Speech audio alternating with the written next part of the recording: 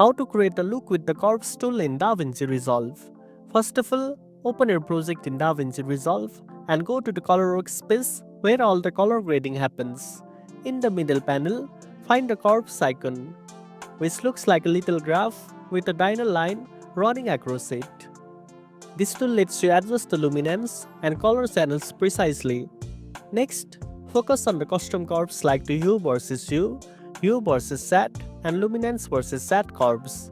For example, with hue versus hue, you can shift specific color tones to a different hue, which helps to create a unique color style. Moving points on the curve allows you to tweak colors without affecting others, giving you fine control over your look. Then, use the RGB curves for adjusting contrast and brightness. By lifting the curve in the highlights area, your bright parts become more pronounced, while pulling down the shadows can add depth. You can also create an S-curve on the RGB to boost contrast, which is a common way to make your image pop. If you want to add a cinematic touch, try the saturation curve. Increasing saturation selectively on certain luminance levels make colors more vibrant without overdoing the whole image. Remember, subtle changes are key.